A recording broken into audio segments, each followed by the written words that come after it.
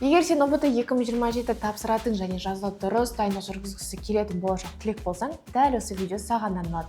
Өзің білетіндей, ұбт-тағы 140 балдың 50-50 балды бейіндік пәндерге, 10-10 балды оқу сауаттылық және математикалық сауаттылығына, ал қалған 20 бал Қазақстан тарихына кететін болады.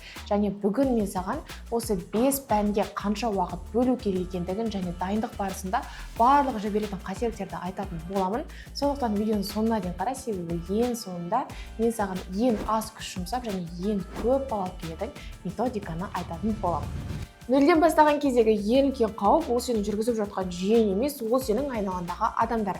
Мысалы, достарың, ата-аналарың, мұғалімдерің сені белгілі бір жағдайда өзгелермен салыстырған кезде өзіне деген сенімсіздік пайда болады. Сондықтан ең бірінші қадам ол өзіне фокус қою. Яғни белгілі бір уақытқа өзіңді өзгелерден оқшаулап, сабағына барынша назар аударуға тырыс. Бірінші ереже ол өтірік дофамин алуды тоқтат. Мысалы, сен таңертең тұрған бетте бірден телефонға кіріп кетпеуге тырыс, себебі сен дәл сол уақытта өзінің бір күндік дофаминдік норманды құртып тастайтын боласың және одан кейін сабақ оқуға және тағы да басқа дүниелерді жасауға сенің энергияң, құлшынысың мүлде болмайтын болады. Оның орнына табиғи дофамин қолдануға тырыс. Мысалы, пайдалы тамақтарды тұтын, немесе спортпен шұғылдан. Дайындық барысында серуенге шығып келсең де болады. Оның барлығы сенің денсаулығына өзінің жақсы әсерін тигізетін болады. Және гаджеттарға келген кезде де максималды түрде бір күндік лимитті сақтауға тырыс. Неге? Өйткені ол сенің кейін дисциплинаны ең алдымен өзінің жақсы пайдасын тигізеді және денсаулығыңды, жалпы көзінің көруін сақтап қалуға өз септігін тигізеді. Екінші ереже өзінің күндік мақсаттарыңды жазып және олар орындалған сайын оны белгілеп отыр. Және жазылған мақсаттарының сенің орындай алатындай деңгейде болуы да өте маңызды. Неге? Өйткені адам әр тапсырманы орындап және оны белгілеген сайын өзіне үстінен энергия алатын болады. Сол арқылы сен мысалы күніне бір тақырып және 5 есеп шығарсаң, оны орындау арқылы аз-аздан үздіксіз жақсы нәтижеге жете аласың. Бағана айта кеткенімдей, ұбт бізде 5 пәннен тұратын болады және оның 5-еуінен де жақсы ұпай жинау үшін саған тек қана кітап оқып, видео сабақтар көріп, есеп шығару жеткіліксіз. Ең алдымен сен өзіңді психологиялық түрде дайындап, өзіңнің жылдық жоспарыңды құрып және белгілі бір жүйемен, тәртіппен өмір сүруің қажет. Және осы жайлы мен саған ашық айтып беретін боламын.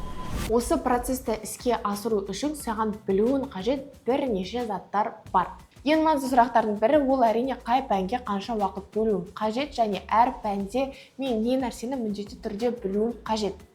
5 пәннің ішінде ең көп назар аударуға тиіс нәрсе ол әрине 2 бейіндік пән, себебі олардан 50-50 жалпы 100 ұпай алатын боласың. Және оған дайындалған кезде ең алдымен А деңгейлі сұрақтардың барлығын толық қамтып, және одан кейін Б және С күрделі деңгейлерге өткенің дұрыс. Неге? Себебі ұбт-дағы бір бейіндік пәннің 50 балының 25 балы тек қана А деңгейден беретін болады. Және сен оңай сұрақтарды үйрену арқылы өзіне 25 балды қалтаңнан салып алатын боласың. Және одан кейін күрделі есептерге өту арқылы постепенно 30+, одан кейін 40+ балға смело жететін боласың. Одан кейін саған ұбт-да халявна балл беретін ол әрине оқу сауаттылығы мен математикалық сауаттылық. Оқу сауаттылығы негізі саған өте көп практиканы требовать етпейді. Ең бастысы ұбт барысында, ұбт-да отырған кезде максималды фокуспен мұқият түрде оқу. Оқу мұқият ол әрине тексті ғана емес, онымен қоса сұрақтарды да, себебі арасында подвоғы бар сұрақтар да болады. Ал математикалық сауаттылыққа келсек, сен гуманитарий пән болсан да, тех пән болсан да, математикалық сауаттылық белгілі бір дайындықты қажет етеді. Оның ішінде сен білу қажет формулалар, логикалық сұрақтар барлығы да бар және солармен көп практика жасау арқылы да сен өзінің балыңды көбейте аласың.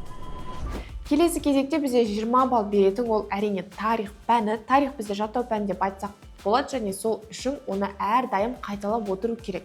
Ал ол үшін сен ең алдымен өзіне көзге көп көрінетін жерлерге кішкентай заметкаларды жасап қойсаң болады. Немесе біздің YouTube парақшамызға өтсең, бізде утомен бекітілген 100 датаның аудио версиясы бар. Яғни сен оны далада жүрсең де, мысалы белгілі бір үй шаруасын істеп жатсаң да, тыңдап жүріп, параллельно жаттап алсаң да болады. Ал егер оқиғаларға келетін болсақ, тарихта жалпы қазір көп шатастыратын логикаға көп сұрақтар келеді. Сол үшін оқиғаларды оқыған кезде оны тек қана жаттап қана қоймай, қай оқиғадан кейін қай оқиға болатынын, яғни тарихи кезеңдерді біліп, және сол арқылы қайталап отырғаныңда дұрыс болады. Ол саған жақсы шатаспай дұрыс балл келуге көмектеседі.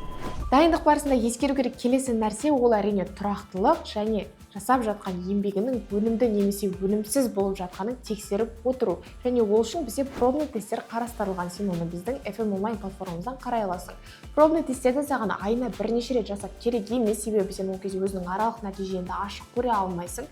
Сен оны 1-1,5 айда бір рет тапсырсаң жеткілікті. Және тапсырғаннан кейін әрине міндетті түрде қатемен жұмыс жасауың қажет.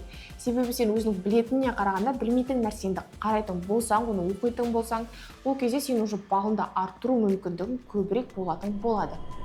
90% оқушы жіберетін ең үлкен қателік ол дисциплинаның емес, мотивацияның ғана болуы. Сәйкесінше мотивация өшкенде дайындық та өшетін болады. Және онды-солды 5 пәнді ретсіз оқу керісінше миды шашыратып, төмен балл алуға себеп болады. Ал қалған 10% оқушы бейіндік пәндерге күш салады, тарихты күн сайын аз-аздан жаттайды. Ал математикалық пен оқу сауаттылықты өз уақытында қосады және шабыт күтпей нақты жұмыс жасайтын болады. Дәл осы 10% оқушының қатарында сен де болуың қажет. Осы видеода айтылған кеңестермен жазда жүйелі дайындық жүргізіп, алдағы уақытта өзің қалаған балға жетесің деген ойдамыз. Видео пайдалы болса лайк басып, комментарий жазып кет және парақшаға тіркел. Сені ол жақта көптеген нұсқа талдаулар, пайдалы видеолар күтетін болады. Ал бұдан да басқа пайдалы материалдарды, чек-лист, PDF файлдарды алғың келсе, біздің Telegram каналға өтсең болады. Сілтеме төменгі описанияда. Қош, сау болыңдар.